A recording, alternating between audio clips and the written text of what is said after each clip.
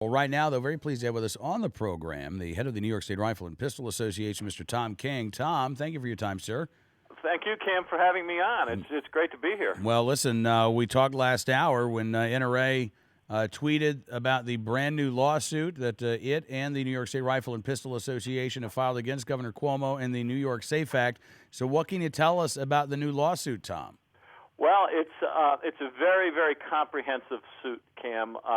We're going after a number of items. We're going after the assault weapons ban, the registry, the magazine restrictions and bans, they're and trying to overturn their blocking of interstate sales of ammunition. And we're doing it under mostly constitutional issues. The Interstate Commerce Clause and equal protection and some ex post facto laws. Okay, so again, not all of these need to be challenged under Second Amendment grounds. No, they don't. And that's the good thing about this suit. We had great lawyers.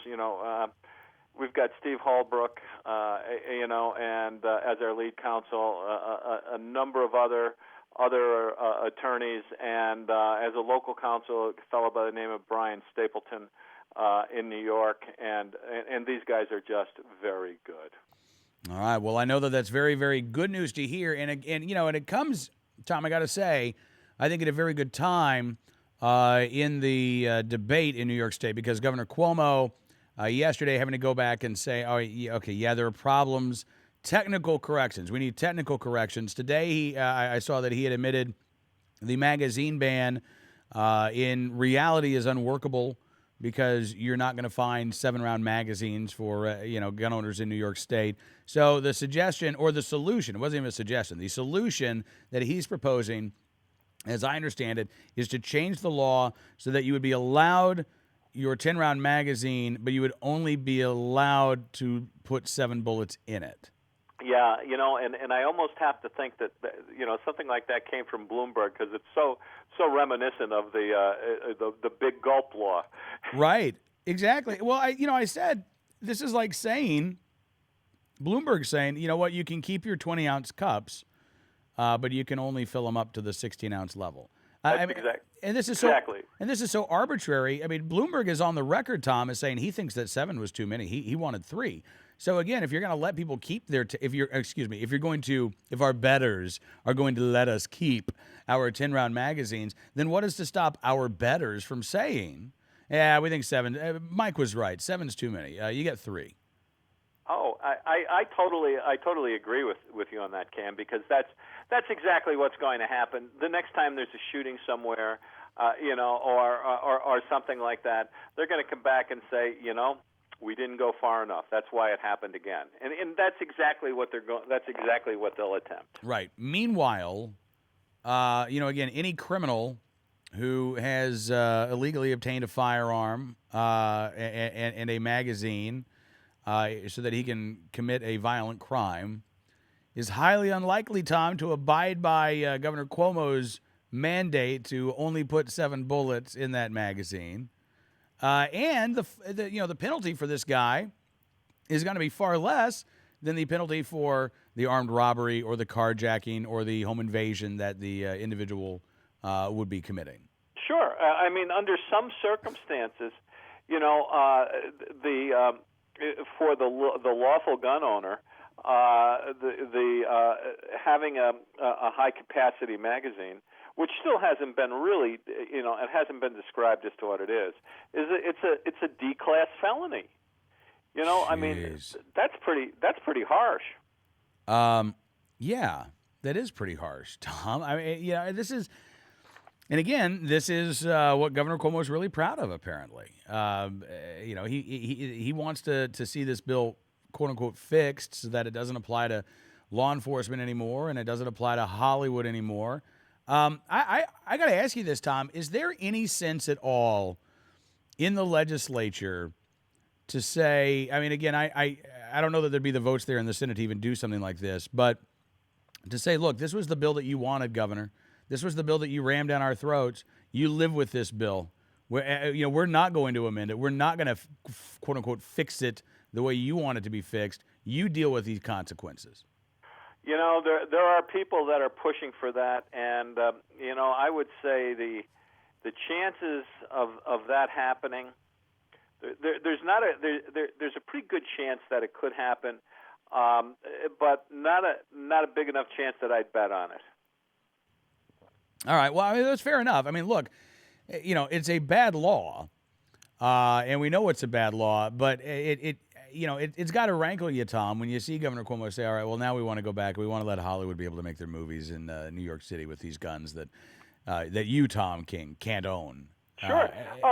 Yeah. I mean, and then his snitch line, Yeah, let's talk about the snitch line. $500 now, to report an illegal gun owner, and they're running this in upstate New York, I understand. Yes. Yeah, the governor is trying to say that, well, this was a program that we rolled out last year, and that is in fact the truth. But there was no mention in there about upstate when they rolled it out originally. Okay, this is from what I've been told by some people on the inside, that this is in response to the 12,000 man rally that we had in front of his office a couple of weeks ago, and where everybody was saying that they were, they weren't going to abide by the law, and he was said to say, let's get serious about this, and we'll reintroduce this law, but make it upstate an upstate initiative right now, so that's what we've been hearing. For right now, anyway. And again, the upstate area, this is where support for these new laws is lowest. Again, where gun ownership rates are highest. And so, again, Tom, it sounds like the governor really wants people to, turn in their neighbors. Like, my neighbor, I don't think he threw away or got rid of his magazines. I think he still got his magazines. Sometimes I think he's walking around with 9 rounds in there, Governor. Do I get my $500? Yeah. I know, isn't it? It's amazing. We had a New York State Assemblyman who has been on your program once or twice, I think, who made the comment that this was something akin to Nazi Germany, and he got taken to task for even making that type of showing the similarities, and he apologized, okay, and he's getting ready to rescind his apology. Well, I mean, look, here's the thing. I'm a believer in, when you bring up Nazi Germany in a political argument, the argument's pretty much over. I mean, like, it's just, people don't, it's an argument killer. It's a conversation killer. It just, But having said that, this is sheer bullying. This is nothing more than, and we played earlier in the show, Charlie Rangel talk about gun control as a moral issue. And that's how this is being framed now, Tom. That there is you are choosing the side of right or wrong when you are choosing your position on gun control. And Governor Cuomo, Charlie Rangel, Mayor Bloomberg, a whole bunch of politicians in New York State are trying to make the argument, and will continue to make this argument, that if you want to be on the side of the angels, you've got to be on the side of gun control. Otherwise, you are almost literally the devil. Yeah, well, that is true, and that's coming from the political party who in the past 3 years has had about 8 people indicted and go to prison. Well, we just had one of Mayor Bloomberg's mayors get arrested. Yeah. For illegal use of a firearm, I believe, was one of the things that this mayor has been charged with, holding somebody at gunpoint and refusing to let them leave. Sure. I mean, isn't that like the 3rd or 4th guy who was arrested and charged with illegal firearms possession that was part of the mayor's group? At least, I think this was number 3. I know Frank Melton, the former mayor of Jackson, Mississippi, he pled guilty to illegally carrying a concealed firearm at a college, actually, and remained, Tom, a member in good standing of Mayors Against Illegal Guns. It's really funny how that works, isn't it? Apparently, as long as you're still the mayor. Now, they have removed all traces of this most recent guy from the website. So I think they're getting smarter about this. Now you're on a shorter leash. If you get arrested, you're probably out of the group. They don't want the bad publicity. Well, at least they have some moral value there. If I were this mayor, I would start complaining. I would say there should be a grandfather clause. There have been other mayors who've been convicted and gotten to stay in mayors against illegal guns because this guy apparently is still trying to be mayor.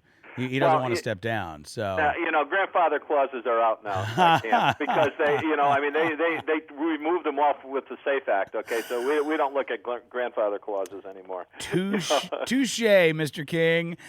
Touche. All right, now listen. I know we're going to have a lot of folks ask, what can we do to help? Is there a legal fund that folks can contribute to help with this lawsuit?